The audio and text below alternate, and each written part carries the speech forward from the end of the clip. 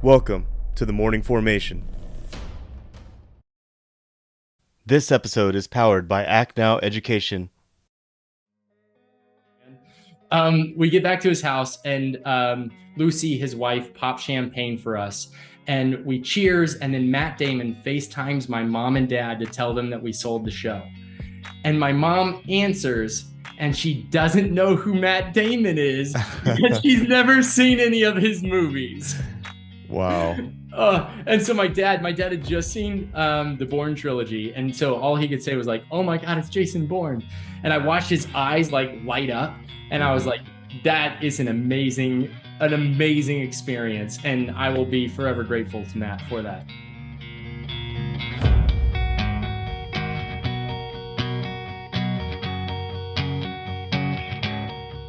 Warriors fall in. It's time for formation. Today we're joined with an 8-year Army veteran who is inspired to further his education after speaking with Sergeant Major of the Army, Kenneth O. Preston, which having such a conversation with such a high-ranking NCO in the military is not a normal opportunity for any average NCO or soldier. So we'll get more into his story here in a minute.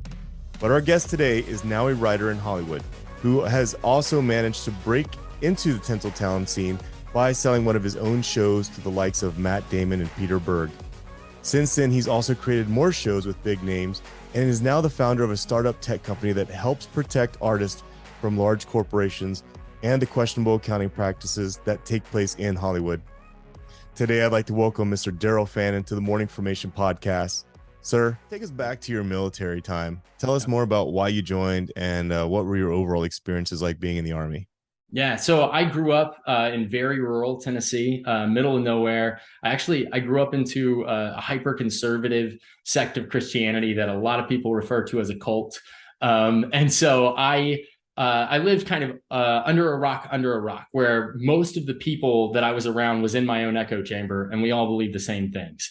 And then at 17 years old, I was like, oh no, this is a bit of a problem. I don't necessarily agree with everything. I was looking for an opportunity because like we grew up well below the poverty line. Like, my parents lived on a few $100s a month. We lived in the side of a church. So like I think my parents' bedroom, living room, kitchen, and dining room was all in one room. My little brother and I shared like half of a Sunday school room as a bedroom. And I was coming from that, and I was like, oh, you know what? There's not a lot of opportunities in my small town of 7,000 people. I need to figure out what I'm going to do with my life. And the military offered a lot of things. One, it offered a job that I felt like I could believe in, right? Like it's something that I could do. I was a medic. I love the idea of helping people. I had read Dust Off by Michael J. Novosel, which is an incredible book, if you haven't read it, about medical evacuations. And I was like, oh, this is it. I want to be a medic. So there was that. There was the education opportunities. And also, I just knew I needed to experience life. And of course, I didn't know what I was getting into. So I joined the Army at 17, having never even been cussed at. So this was an absolutely insane experience for me, where I went from like this church that like thought that going to the movies was a sin. We jokingly called the TV the Hell-o-vision. From that, and like never having been cussed at, never cursing myself, to the U.S. military, where I was absolutely terrified, and also 17. I wasn't even like an adult yet, which is insane. That is absolutely insane. And don't feel bad, because my old man was a 20-year Army veteran, was a drill sergeant for 5 years. And when I went to Fort Leonard Wood for basic training, for some reason, I don't know why, I didn't know what a drill sergeant was until I went to like, I thought it was going to be like camp. Like I don't know why I was so naive. And then, yeah, that was an eye opener for sure, man. So I feel you on that, as far as not knowing, what it was like to jump into that deep end all of a sudden. But, so talk to us about, the Sergeant Major of the Army and how you had that conversation with him and how that even came about. Well, I was in basic training. One of my drill sergeants, Drill Sergeant Adams, told me that like there was this thing called the Soldier of the Year. If you're trying to get promoted, that's the track to be on. Like, be squared away. And so when I got back, I joined the National Guard because I was trying to go, get that education. But I was like not going to get a bachelor's degree. I was just going to do an associate's, and that was my plan. And I executed. The Army paid for 3 degrees. Very grateful. Mhm. But while I was doing that, I was like, okay, I'm going to do the Soldier of the Year thing. And I knew it was going to be easy for me at the company level because I was like a very determined individual and I was decently squared away since I was just back from basic training. And I was like, okay, now I just have to sit down and like memorize a bunch of military regulations. And so I won for the company and then the battalion, and then the brigade, and then the state, and then the Southeast region of the United States, which includes like Puerto Rico and the Virgin Islands. And I was like, oh shit, this is like, it's real. So they flew us to Fort Benning, Georgia with the Ranger Training Brigade there to do the like final competition. And then after that, we flew up to Washington, D.C. And we got like an amazing tour of DC. We got to meet all the brass. Like, I have so many stupid coins, bro. Like, my pants look ridiculous if I had to try and carry them around. And it was absolutely amazing because I got to meet some of the top minds in the military at the time, and I was a PFC. You know what I mean? Like, I was a nobody. And it was interesting because I had to gain a lot of skill sets too that I didn't have. Like, I had never fought in my life. And then suddenly I was like, oh, I have to go to combative school and be willing to fight people who are like way bigger than me. And I was just like, I was too stupid to quit. So like a lot of times, like I would either they would choke me out or I would win. Like those were the two options. Right. And it became a lot of fun because I got to excel at something and I was given a system, right? Like the thing that I missed about the background that I had was that it was like a series of rules and I knew what my metrics of success were. And so when I got into the military, they gave me that same guideline and I was like, oh, I can just apply myself. And so I just made flashcards. I was like, that's all I did is I lived, eat and breathed the military shit. And I wasn't great at it. Like, that's the other thing. Like, but I just believed enough. And in the moment, it was like, you know, I'll never forget going into the shoot house and like being the fastest time and shooting 40 out of 40 on a range when like that's not me intrinsically. But I created a narrative that said if I really apply myself and I understand the basics and the principles of what I'm doing, then I can master it. And I think that a lot of people in my experience fuck up because they don't look at the minutia and they don't look at the foundation. And we are taught, as especially in our like military mindset, that like seeing a failure is a negative thing, and we associate that with negative instead of with learning. And as an idiot who grew up in like a very small world, I had so much learning to do. And I think the military provided me a structure that allowed me to do that in the fastest way possible. Yeah. That was a long answer. No. All of that did lead me, though, to the office of Sergeant Major Preston. And he was talking about, like, obviously, like, it was funny because when I would have dinners with, like, the brass, and it was, like, 1- and 2-star generals, and they were always talking about college and becoming an officer. And you go back to the NCOs, and they're like, fuck that shit. You know, be an NCO. And Sergeant Major Preston was like, Fannin, it doesn't matter what track you actually choose. An education is going to help you get there faster. And I was like, that makes a lot of sense. So I decided to get a degree in something that wasn't at all with the military because I was really satisfied. Like, my adrenaline was always pumped because I was doing something new and fun. And I was pushing myself physically and mentally. I wanted something that was completely different. And I had this like creative urge to write. And then I had a terrible motorcycle accident where I folded my foot in half. And I had to sit on my ass for like 6 months while it healed, my 3 metatarsals. And while I did that, I started writing. And I was like, this is what I want to do. This is what I want to get my degree in, because I wasn't allowed to go to the movies as a kid. So I was like, I want to go write movies. And in fact, I didn't go to the movies until I was 19 years old, in the Army already for 2 years before I went to the movies for the first time. Wow. It sounds like the military was a way out. It And was. and that's exactly what it was. And you made the most of it, man. And that's what I loved about the military was it put you in front of folks who could inspire you, who could actually have you thinking outside the box or outside of the boundaries or your county lines. Yeah. And I can say this much, man, at 17 years old, 18 years old, when you joined the National Guard, it sounded like you were very mature at that time. I actually joined the National Guard as well when I got out of high school, and um, I don't feel like I was as mature as I should have been. I knew that what I wanted to do, but you still, as they say, don't know your ass from a hole in the ground when you're that age, right? And so Yeah. the military kind of exposes you and puts you out there in front of a formation many times as a squad leader, right? When you're in basic Yeah. training, Yeah. that's your first it's your first leadership, right? Yeah. And they give you that opportunity. You really don't get that, at that age if you just go straight into college. And that's what I loved about it the most, man. But yeah, your maturity level at that age, just being soldier of the year, you were a PFC standing in front of the sergeant major of the Army. That's a big deal. It is, but also like I wasn't and to be clear, by the time I got in front of the sergeant major of the Army, they promoted me. I think they realized they couldn't send PFC up to be like in this competition.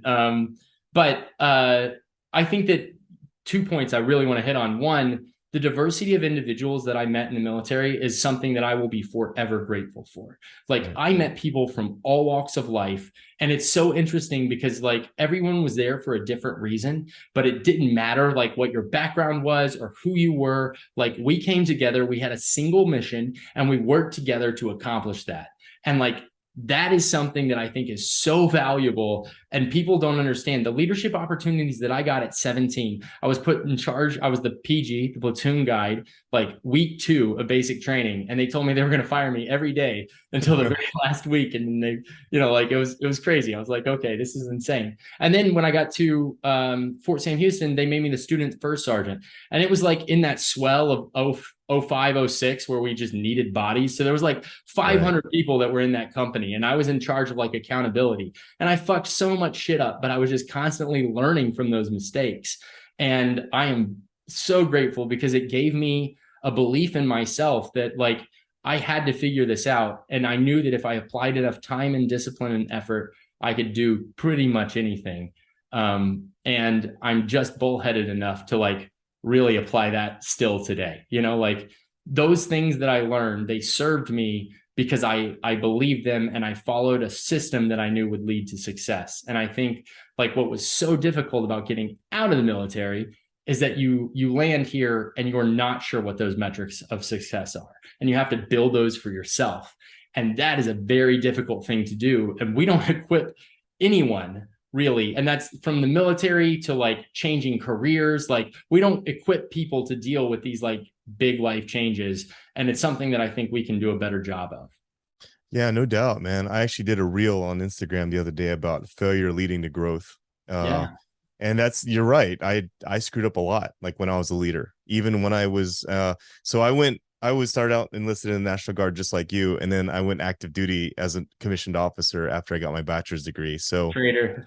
Exactly. I know I went to the dark side, right? Yeah. But Yeah. even as a young lieutenant in combat, I made a lot of mistakes, man, a lot of mistakes. And it's a tall order when you're 24 years old, like in charge of a platoon, in 2004, 2005, at sort of the height of the Iraq war. There was a lot going on at that time. So it was. Dude, and you know what's really insane is that your frontal lobe isn't even fully developed at 24. So most of the time we are making decisions that we are not even capable of fully understanding the second and third effects of those decisions.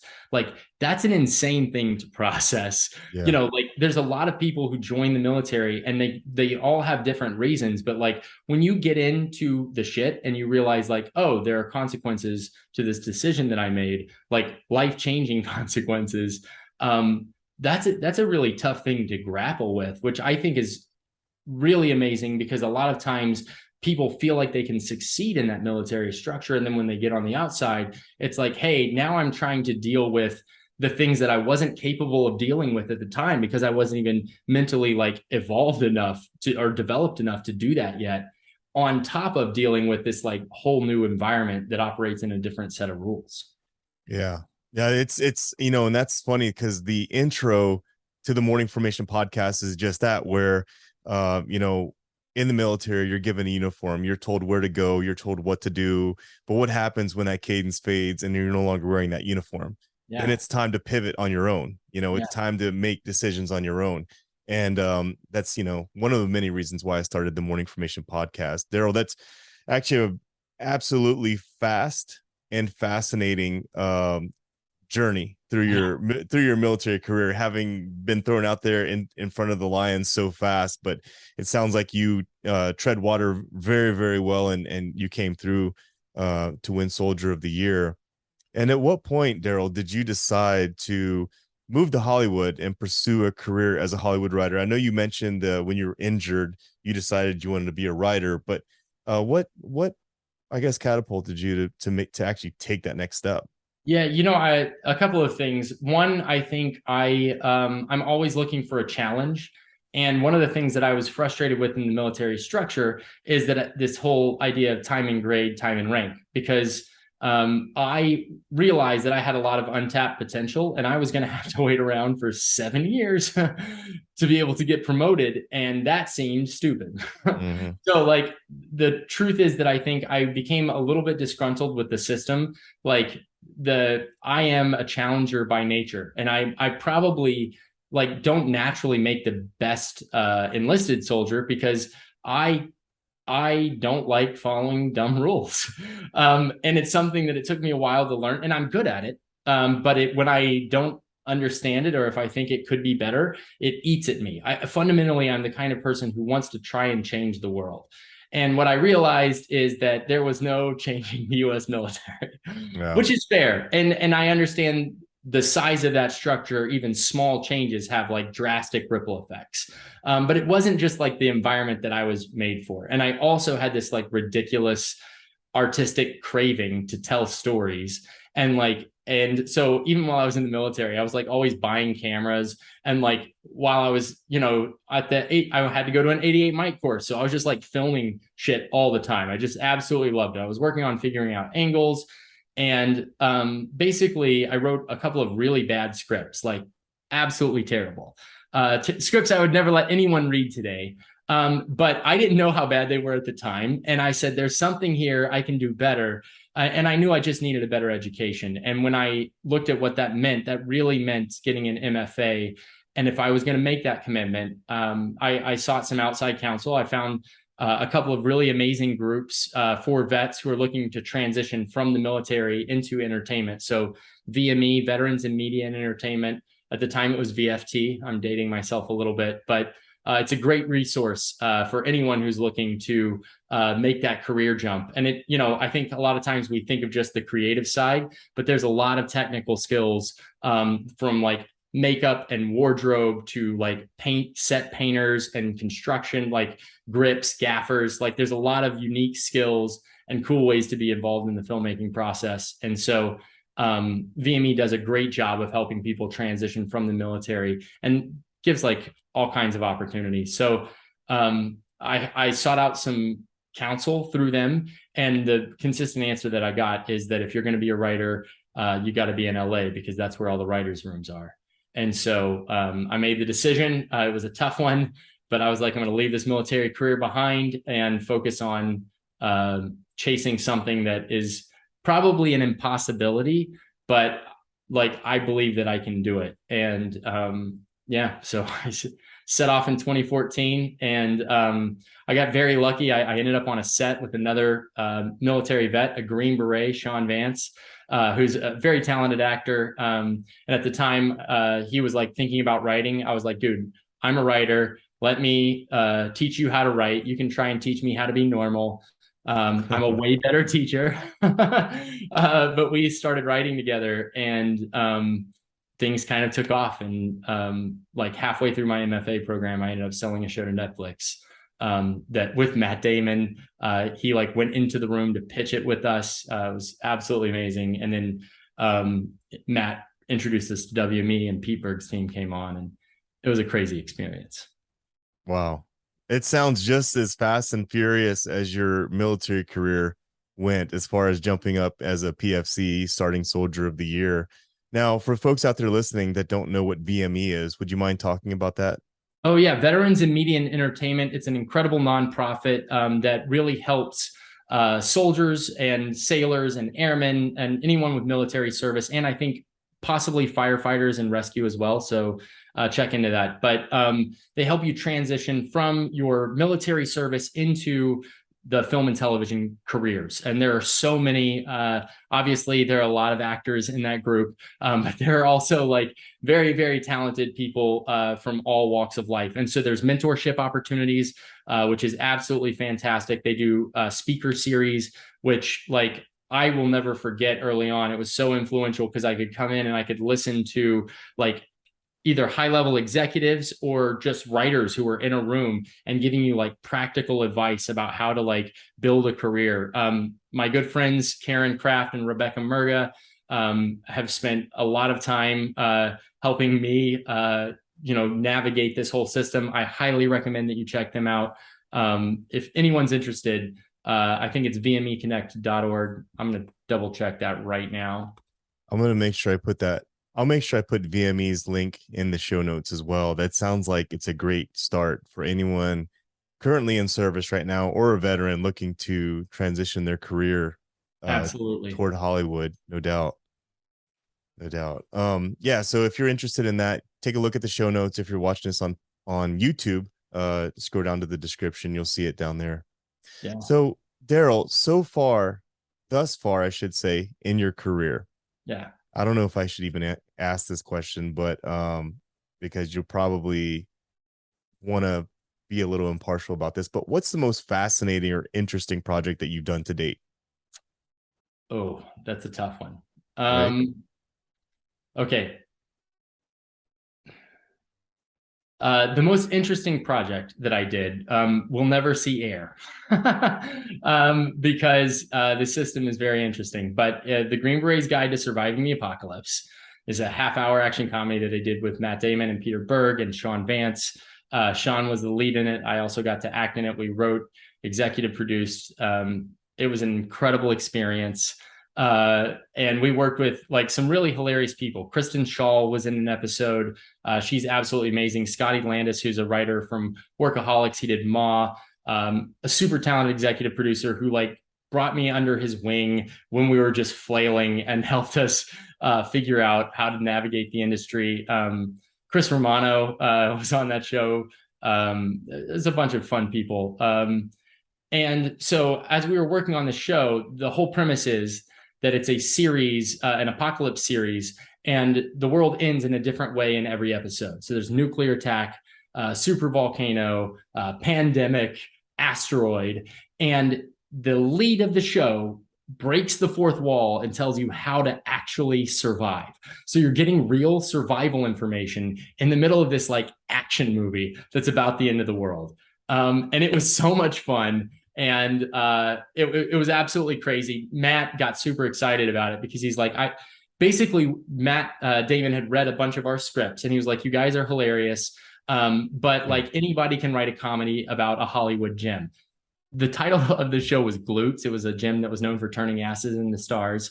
It was hilarious, but it's just too generic at like that 50,000 view. He was like, you got to do something that only you can write because otherwise they're going to take it from you. They're going to give it to another lead actor. They're going to give it to another showrunner. You've got to have ownership. And so we came up with this idea. He was stoked because he's like, this is real information and a narrative. I've never seen TV like this before. And so he brought us in, set us up with WME. We went with Peter Berg because obviously Matt and Pete had never made anything together. These are like two dynamite names. So yeah, we partnered up and it was crazy. It was one of the most extremely difficult shows because we weren't a high budget show. So we were doing a lot with a little, but when we came back, we were getting such great feedback and it was absolutely insane. Yeah. So that can't be found anywhere. Well, if it is, it's been leaked illegally because it is not out in the ether. So if you found it and it's been leaked, that's an issue that the production company or someone that's too bad, man. It sounds absolutely fascinating, and the names that you named being part of that show, that'd be really interesting to check out, but it's too bad that it was wild. Flula Borg was in it as well. I don't know if you know him from like Conan and stuff, or Kurt Braunohler. Like these are like amazing comedians who are like down to clown. They were in the craziest situations. Like Kristen Shaw was Sean's therapist as he was like dealing with the post-traumatic stress of surviving like a massive earthquake and a tsunami. Yeah, it was wild. Yeah, it sounds like it, man. It sounds like that is definitely a very interesting project to be working on. And so you coming from Tennessee, man. Like Yeah. I grew up in state of Hawaii, Yeah. grew up on the islands, and then I finished up high school in Ohio, out of all places, in the middle of the soybean fields. Right. So I understand. Like You you came downgraded is what right, I'm you came from Tennessee to Hollywood. So what's one thing that you learned about Hollywood that many listeners may not already know? Did you experience any eye openers, or did you find things to be a little different than you had thought prior to you making this career decision? I mean, so much is different. First of all, like I never really transitioned into normalcy from my childhood.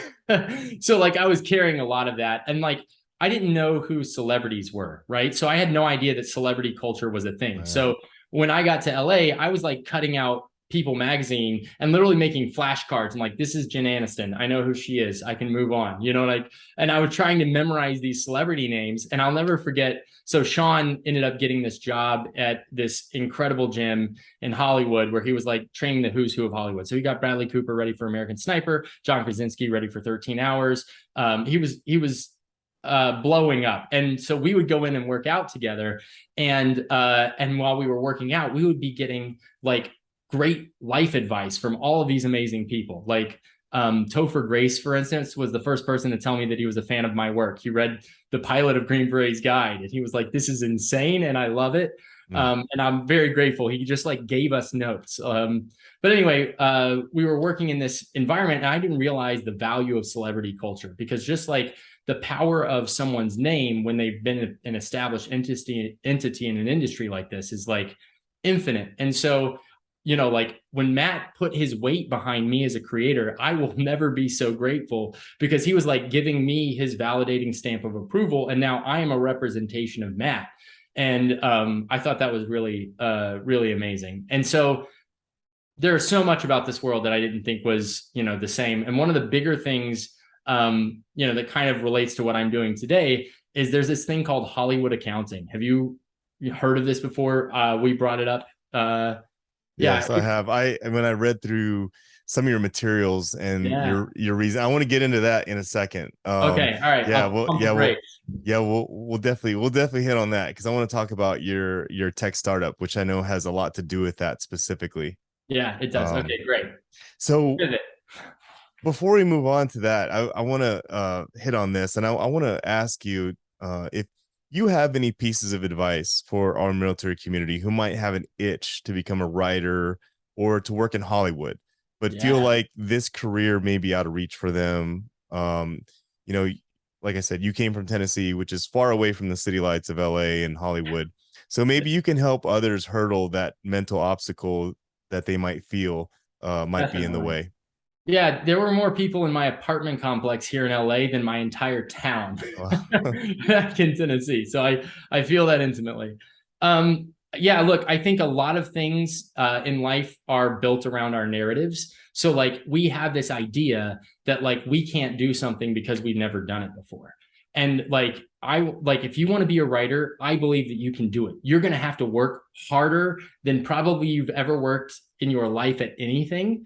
It is incredibly difficult because we are talking about one of the most attractive industries in the world to egomaniacs like myself. No, it's a very competitive industry, and at that is it's a tip of a spear. And in order to distinguish yourself, you have to be so good. So I think the thing is like, don't be afraid to spend your time making the mistakes. And the sooner that you admit that you're making those mistakes, the sooner you can like course correct. So I think spend a lot of time, master the craft. If you want to be a writer, write. If you want to be a gaffer, learn about lighting and how that works. If you want to be a director, like spend the time, direct the films. You're going to learn more from actually directing a short film than you will from sitting in class for years and years. And I absolutely love film school. I'm very grateful to Loyola Marymount. My MFA was worth every penny. And the US government paid for all of it. Yeah. So, I'm very grateful they have a yellow ribbon program. So they covered a very expensive education. But like, take the time, learn to master your craft, and then apply yourself. And then don't let these other narratives like get in your way. People are going to tell you what you can't do. They have my whole life. I wasn't allowed to go to the movies. I did that anyway. I wasn't there was no way I was going to be able to lead anybody at 17. And then the military put me in charge of 500 people. And it turns out like I fumbled my way through every step of it, but like it is doable. And like Right. when I got to LA, I didn't know any celebrities, and everybody was like, there's no way you're going to break into the industry before you've even finished film school. Like you can't have multiple jobs. I was like, no, I'm gonna do an internship. I'm gonna give like 2 years of my life to this. I'm gonna work for free. I'm gonna learn everything that I can. And then all of that value that I've been stacking chips, and I've been learning and educating myself. And then I didn't let them stop me when they said that I couldn't. Like that's the key. Like, don't let people tell you that you can't do something. Oh yeah. Oh, yeah. Now, Same thing when I started the podcast, man. yeah, exactly. And if you build it, they will come. Now, there is some truth to taking feedback as well. Right. So while you are saying, no, I'm going to be a good writer, whatever, learning how to take a note and find the truth, and especially the ones that you react emotionally to, you know what I mean? Like if you're like, fuck that, that's not me, that probably means it's you. And listen to your own words. Like we project our judgments onto the world, and it's the things that we hate about ourselves. So if you want to know what you need to change about yourself, listen to the way that you talk about the people that you don't like. Like it's an amazing skill set, because you immediately realize like, oh, you know what? I'm judgmental. I'm all of these things that I'm judging other people for. And then you can take that in. And if you can become a better person, you will be happier. And that's what's important. Like you will succeed in life when you try and upgrade your moral compass and who you are at your core. And I think a lot of times we get in this habit of like looking to the outside, and I'm looking for that financial viability. I'm looking for that financial stamp of approval, or I'm looking for, this C-suite title or whatever that is. And I think the reality is like being willing to be humble and build that skill set and work. Like you can do it. Yeah, those are all the elements of success, man. And that's why you've been so successful so early, so fast. And seems like just about everything that you've put your hands on so far within your career in the military and in Hollywood as well, because that's no easy tour to go to Yeah, Hollywood and break in. I think a lot of it can be crash and burn too, though. Like I made so many mistakes on my first show. Of course I would. I was literally put in Right. charge. Like, so Sean and I were the two executive producers that were boots on ground. So it was Sean, myself, and Sean was in every frame of the show, and I was also acting in it. And then our line producer, and we were the only producers because they fired the showrunner and like didn't replace him for weeks and weeks. And they brought in Scotty Landis, and I'm so grateful. Again, that dude's a badass. But we were left in charge. And so with no experience, I was running production meetings. I was going through props and wardrobe, and I had to figure out what a day out of days was. And I was like trying to go through the budget and figure all that out. And like, it was absolute hell. I don't want to repeat this. So if you're going to be offended as a veteran, plug your ears, but it was harder than anything I did in the military. It was one of the most difficult things that I had ever had to do, because I had the stress and pressure of like, oh, I left. It wasn't like I could blame the system for putting me there. Like in the military, no matter what situation you're in, you're always like, damn it, like we got deployed. This is the wrong time, wrong place. I chose every bit of that. You know what I mean? And then when you deal with those consequences, that's a heavy thing.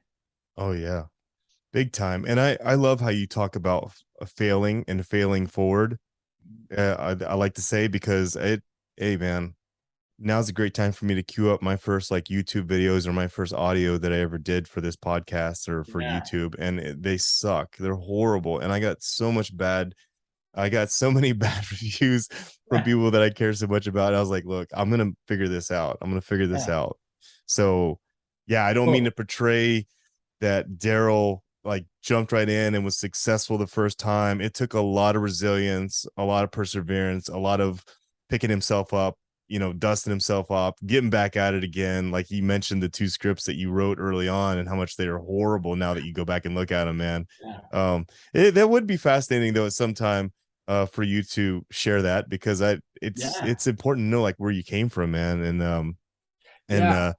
one of the reasons I do this podcast is because I don't like for people to count themselves out. Whether you're a PFC or an E4, maybe you're from Tennessee, maybe you're from somewhere far away from the Hollywood lights. Like, I want folks to see themselves like in Daril. Like, I want folks out there who might be stationed overseas somewhere as an E3, an E4, and they haven't quite figured it out yet, but they have dreams and they have goals. And it's guys like you that I like to put out front and say, hey, look, here's an example of following your dreams and your goals and making the good decisions to get to where you need to go. So fascinating journey for you so far. And just wanted to ask you, man, wanted to pivot to this tech startup that you started, Kino. Yeah. Uh, Oh, I'm excited. This is my new passion. Yeah. yeah. So what actually inspired you, and what's the overall mission and goal of this specific startup? Great question. So basically, when I came into Hollywood and I was running my own show, I found out about this thing called Hollywood accounting, which is really wild. And it's basically a corrupt accounting practices that these studios use to basically pay less taxes. I'm not saying it's tax evasion, but they make money disappear by creating these corporate entities, and then they charge themselves money. So, for instance, a producer on a show might get charged, in a random case that may or may not be true, $10,000 a month to park their car at the location that they're working. So over a 2-year period, that's $250,000 that have been paid for parking. And this is an entity that owns the parking structure. Does that make sense? And they do this at marketing and all these other levels. And so what ends up happening is they get to show like, hey, this movie lost money, even though it brought in billions of dollars. And that's great for the corporations because they get to write it off on their taxes. But for the artists, that means that there are billions of dollars in royalties that are being stolen annually.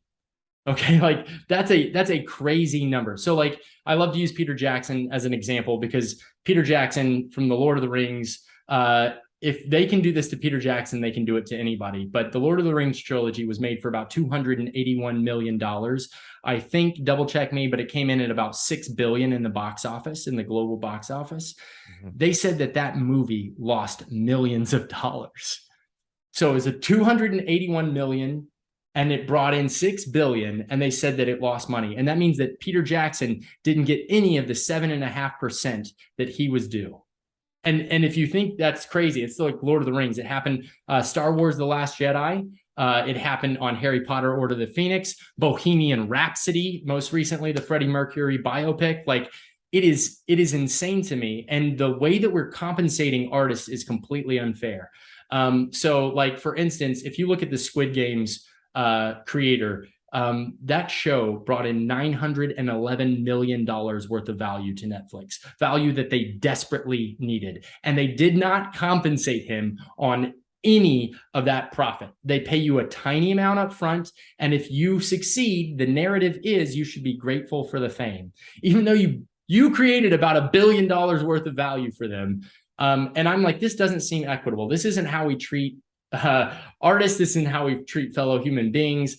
This is like not acceptable. And so what I did was I went out into the world of Web3, and I found this guy, Austin Worrell, who is my co-founder. And he was working at a charity token at the time called Elongate, 500,000 holders, 500 million market cap at its peak, I believe. And I was like, Austin, I want to raise for blockchain and I want to make a movie. And then we started jamming and we realized that the brilliant idea, instead of just making one movie, where the creatives get to own it. We should build a platform where any talented creative can come and then launch their own film, and they will own equity in their own movie. And this isn't no longer the studios coming in and buying them out up front. This is their opportunity to see real back end. And so we started talking about my years and years of problems, and Austin's specialty. He's an L2 right now at USC Gould, and he's studying securities law. So he's able to help me figure out how to navigate this so that we're doing it in an appropriate, fair, like just way. And we are building a brand new ecosystem that allows artists to like launch their own films using blockchain. And what's really cool about that is that we've kind of reinvented the way that these movies are made and the way that the money comes in. And we've created a new structure where fans can invest in the movies if they want to, or if they're like not into the financial investment, but they're collectors. Like, imagine if you could buy Luke Skywalker's lightsaber before the movie's made, right? Then after that movie is done, I ship you the lightsaber. And on the blockchain, you have proof that this is the original authentic lightsaber. And it's like an immediate validating or factor. So instead of having this like rinky-dink certificate that's sent around, you have like a digital proof that this is the asset. Or in that third layer, you can actually buy an experience, and it's like a ticket. So you can come to the red carpet premiere, like walk the red carpet behind cast and crew, watch the movie, go to a party afterwards. Like, we're creating a new way for fans to like own a piece and engage with the content that they already consume. Wow. That's absolutely fascinating. And it's revolutionary, man. It reminds me of everything else that's going on in the world as far as just changing. Like, I'm a big college football fan, and like ever since they started up the NIL deals, it's kind of opened up so many new things. And is this the same thing as what's going on with the musicians as far as getting paid? I know you hear oftentimes that musicians go broke or bankrupt, but they're highly successful. This is exactly right. It's a very similar model, right? Where they have to go to a record label, we have to go to the studios. And because it's like a bunch of capital, it's very hard. This is a very, it's a pyramid structure. Quite frankly, it's completely about power dynamics. And so whoever has the most power gets to dictate the rules. And we have small, like, the Writers Guild and IATSE, they're always like kind of complaining, like, IATSE, it's absolutely insane to me, man. These people are working like 16, 18-hour days as a normal thing, and they're being treated terribly. They're not being appropriately compensated. Like, this is a broken system. And I'm not one of these people who's like mad at the system. I love Disney and Netflix and Amazon and Apple and all of these great companies. They're just perpetuating a bad system. They were given a handout of a piece of economics that just doesn't make sense. The structure isn't equitable for everyone. And I think we found a really cool way to improve it. And this goes back to what you mentioned earlier, where you're the type of person that steps in somewhere and you see a process, and instead of just falling in and saying, okay, I'll just jump in this, you're looking at it and stepping back and saying, well, wait a second, this can be done better. Yeah, exactly. And it was really crazy because I was ranting about these ideas early on, and we went to our founding investor, Ben Taft, who he launched his own company, which is absolutely amazing in the AR space. And I was just really ranting about like the problems and how blockchain technology could fix this. And he was like, dude, you should start your own company. And I was like, yeah, that's probably a good idea. And he came on board. He's a Sequoia scout. So he was first money in. He came on top of that also with his own fund. And we've been raising ever since. Yeah, but we've been raising money, and it's been a dead sprint, and we've seen so much success. And the reason why we were in Barcelona and Paris is because we were speaking at the Ethereum conferences and the metaverse conferences there. Wow. Yeah. I follow you on Instagram, man. I saw you going all over the place, and I was like, what's going on with this guy? So that's absolutely fascinating, man. And I'm definitely inspired to know that you're kind of challenging the system in a sense, because I mean, at the end of the day, nothing irritates me more than me walking into a situation and then people are just doing things and you ask why, and they say, well, this is just how we do them. And it just doesn't make, we have brains, we have rationale and logic and all this other stuff, right? So let's utilize it. But wow, absolutely fascinating. If anyone's interested in that, I'll make sure I put everything down in the show notes, or if you're watching this on YouTube, you can go down to the description and see that down there as well. And I so, should mention the company's website probably at some point. It's kinoapp.xyz. So that's KINOAPP.xyz. We're Kino App XYZ on all our socials too. So Instagram, Twitter, all that stuff. yeah, yeah, no, of course. Yeah.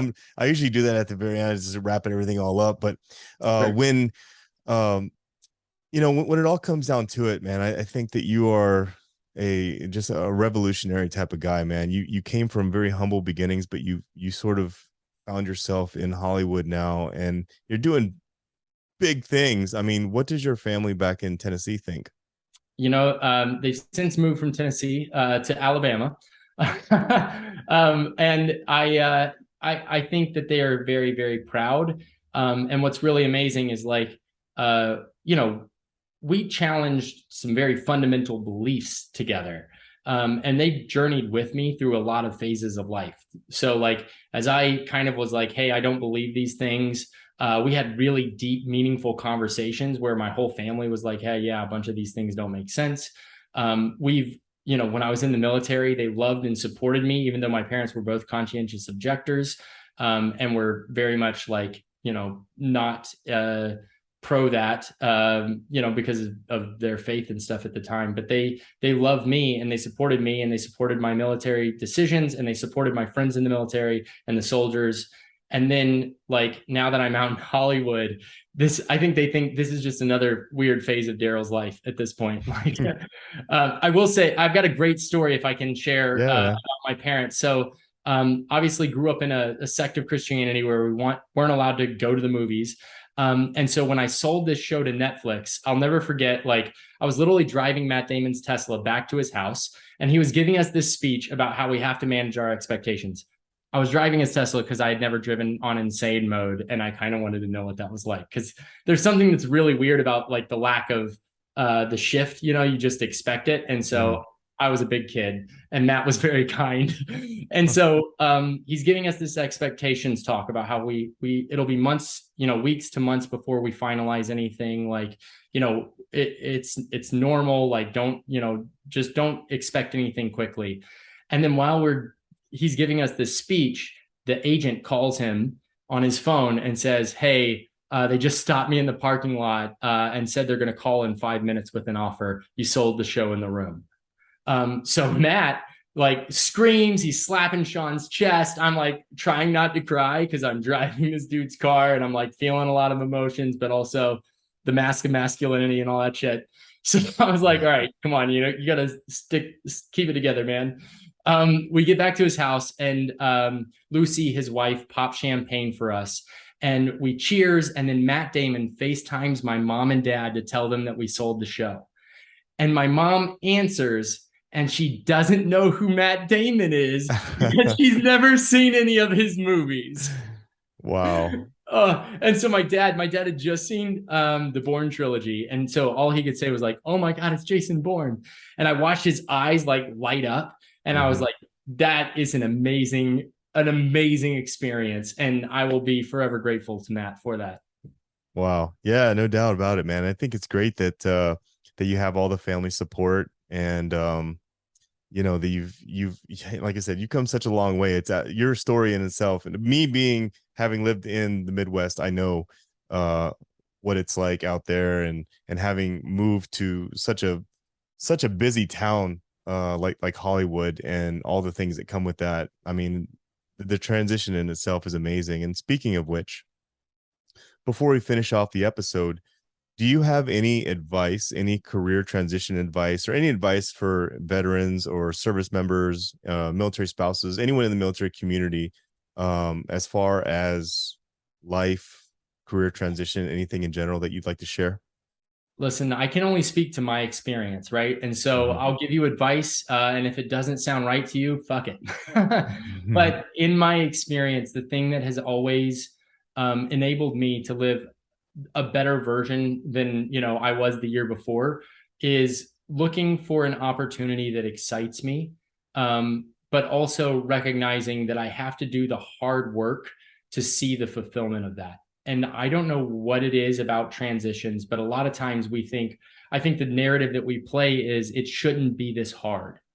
And I think if you recognize, like, some days it's just going to be hard. Like, some days you're going to miss the camaraderie and the simplicity and all of those things, but it's worth it in the long run if you're resolute in your decision. If you can come to 100% conviction or 80% conviction, like, that's more than enough to make a decision and charge. And don't let the fear of what might happen if you fail get in the way.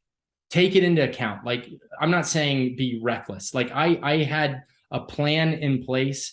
I knew that my bills were going to be paid, but it was a big leap of faith because I had no idea what I was going to do in the in between. And I think if you will take that leap of faith and also, like, make sure that you're creating a safe environment for yourself to grow. Like, the language that I use now that I'm out of the military is so much softer. And I really wish that we could normalize this, because I think that there is a lot of value. We learn to compartmentalize things in our, as a medic in the military. It's like, you're going to take these things and you're going to shove them away and you're not going to deal with them, because when you bring them out, it gets really messy. And a lot of the transition from the military for me was unpacking things that I've been compartmentalizing since I was a child. And I think, like, getting the help that you need, like, this is not, I go to the doctor regularly because I want to be physically fit and a specimen of health. If you're not doing that same kind of checkup on your brain, what makes you think that you are, like, why do we have this need to be perfect in this area? Like, right. No one is perfect. I think, like, getting the help that you need, like, finding that assessment, figuring out where you need to grow as a human being. Like if you have that growth mindset, if you can move beyond, like, the world is bad to me, you will absolutely crush it. And what breaks my heart is that I see a lot of veterans and individuals who get out and life isn't fair. Life will hand you a shitty set of cards. Like, I feel like I've been very successful, but I also recognize that, a few years ago, I was divorced and alone and broke, living in a cockroach infested apartment in Van Nuys. And, like, you will hit rock bottom, and then you have to step back up and say, okay, I know what made me successful before. I know that I can do it again. And you have to approach that with confidence and get the mental health help that you need. Like, start every day by making your bed and smiling for 30 seconds. I know it sounds insane, but just, like, literally, if you get up with a smile on your face, you will feel better and you will be more productive. And, like, learning to catch those negative habits, those loops where we're telling ourselves, like, that we can't do something and that life is difficult or there are only problems around us. Like, life is full of problems. And the cool thing is that you can actually fix them and make a lot of money doing it. So, like, if you're a person who likes to build and likes to solve problems, like, the world is out here and it is full of problems. And if you start focusing on those solutions, you'll find yourself in a more empowered state. And I think that's the thing that's holding most of us back, is that we don't feel empowered to live autonomously because we can't be honest with ourselves about the problems that we have in the moment. And, like getting help is the number one thing. Like, we've all lost too many friends to, like, try and pretend like this isn't something that we should do. Like, everyone should be getting help because it's making sure that you're attuned to be the best version of yourself, and you deserve that. Yeah, that's very well said, man. And it hits home for me. I can't even speak. Emotions, bro.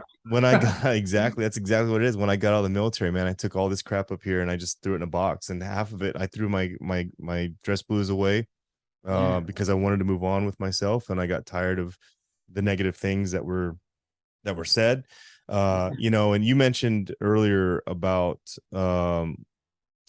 you talked about, take that leap of faith. And when I got out of the military, I was a captain when I got out of the Army. I was a captain in the Army when I got out. And I remember when I put in my resignation, to leave the military, and I went back to my battalion where I was working as the battalion S3 at the time. And all the other officers, like, surrounded me, like, whoa, like, so what are you going to do? Like, what are you going to do? And I'm like, I'm going to be fine is what's going to happen. And they were like, well, and then I had a lieutenant colonel tell me, well, you're going to be eating pizza in an empty apartment. It's just like, no, like, I'm going to believe in myself, and I'm going to take this leap of faith. and I'm not afraid to, Yeah. go out and I didn't plan on doing 20 years like my dad did. I just wanted to become an officer, get out in 4 years, do my time, do my part, and move on with my life. And that's exactly what I did. But I love what you said, man, about waking up every morning, making your bed, smiling. That's a great start to your day. And like I said, man, we didn't talk about a lot of the low times that you had where you're divorced in a cockroach infested apartment in Van Nuys. Yeah. Um, but at the end of the day, you got to drive on. You got to take care of this as well. Yes, sir. Your mental health, and there's nothing wrong with seeking counseling. Mhm. I did it eventually. Took me a Yeah. while. Listen, I've Um, been in therapy for years and it's ongoing. Like I've done EMDR, which is like eye movement desensitization, where you're following a dot or they have paddles. Like I've done all kinds of stuff. I love psilocybin therapy. If you like find an experimental therapy and go like participate, like check in on your brain. It's the most important organ that you have, in yes, my it opinion. is. Yes, it is. That's Daryl. That's great advice, man. And I'm really glad that I got you on the show today. Absolutely Dude, I'm so fascinating. grateful. I have this show that I like. So we wrote, Sean and I, the Green Beret. We wrote this movie that I'm so excited about, and I'm hoping we can actually launch it soon. But it's about these a demon that gets loose on a combat outpost in Afghanistan, and so it's like part the thing, part 13 hours. You know what I mean? Like it's really cool. And the whole thing is really that the demon represents post traumatic stress, and throughout this thing, like if you're a brainiac who's like here into horror because it's like, there's motivation behind it, there is so much amazing subtext and like cool things to get excited about. But if you're just there for the spectacle of like a popcorn, terrifying horror film, action horror, then that's there too. And like, it's interesting because I think a lot of times my goal is to tell interesting stories that are like relevant to us, but framed in a way that doesn't feel like it's another depressing, like, situation. My buddy Kyle Hausman Stokes, who's the founder of VFT that became VME, he's got a great feature that he's doing. He did a short, Merritt and Zoe, and it's all about the same kind of thing, but he's taking like a more comedic relief approach. And I think it's very interesting because I think we need to start telling relatable stories, but in a way that doesn't give us a negative narrative, or it doesn't paint the narrative as in like we as individuals are disempowered. And I think, um, you know, I'm excited about storytelling because I think that storytelling changes the world. And I think that if you're telling the narrative of the thing that you can do, you will do it. And so if there's anything that I learned as a writer, it is that like the most exciting script I will ever get to write is that of my life. And I am trying to live up to like, some really difficult values that I found instilled in me as an early child and then again reinforced in the military, but to have that integrity and that like care for my brother. And like there's something about having the six of every human being that exists because they're humans. And if you can have their back and they can have yours, you will do better and you will thrive. And bro, I'm excited because I think this podcast gives a lot of hope to individuals who need it. And I want to just say, like, it's a very interesting thing that you've done to come in and like shine light on the successes. And I'm very, honestly, I'm honored to be a part of that because to me, it's it's always an honor to have someone look at you and feel like you've done something right. Because a lot of times, they're not seeing all the fuck ups along the way that led you to this point, but it is like a bit of validation. And I hope that everyone can see themselves in this position on this podcast, because you have a success story and you're writing that narrative now. And the difference between I am a better version of myself now and I will be a better version of myself one day, that's the difference. Exactly, man. And I love explaining and underlining and highlighting the value that people truly offer. I'm a board member for Act Now Education, which is a military nonprofit. And I've been interviewing the board members for Act Now, pulling them out from their shells and saying, look, like share your stories, share your inspiration, share your why. And Yeah. I just had Mickey on from Acne. She's the vice president of Acne Education. Yeah. And afterwards, she was like, "Thank you so much." I was like, "Mickey, you don't understand. The entire Acne Education board doesn't understand your own value." Yeah. Her YouTube video has gone crazy, like as far as views, because of her story. It's as simple as Yeah. that. We all have a lot of value, and it's guys like you, Daril, that I love to interview, because you definitely, during your talk tonight, you definitely hit right here for me. And you were just talking about that movie that you wrote. Did you see my body language? I was like this. I was like, wow, Yeah. like I want to see that, you know. So Yeah.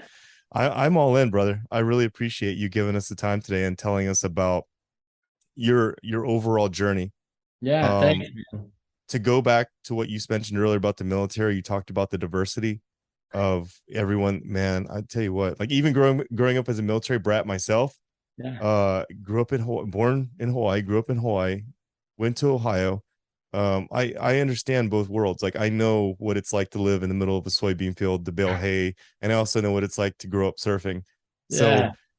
it's unique, man, and that's what I love about our community. And I love folks like you who come back and actually tell your story and your successes, and help out, you know, the people coming up behind us, because that's what it's all about, man, is making the next generation even better. So thank you, Yeah. Daril, for telling us. And just really quickly, man, I want to get this before I end the show.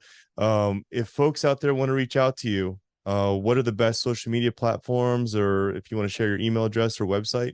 Yeah, definitely. So you can follow me at Daril Fannin, DARILFANNIN. That's my name. My company is kinoapp.xyz. That's the URL, kinoapp.xyz. Or you can follow us, KinoAppXYZ, on Instagram, Twitter. Um, Feel free to reach out. We're really busy. We're building. We're scaling quickly. We're launching a founding member NFT. So if you're in the crypto community and you understand what that is, amazing. If you're not, basically it's a smart contract that lets you get some special rights. So we're going to be launching a bunch of movies so you can invest early.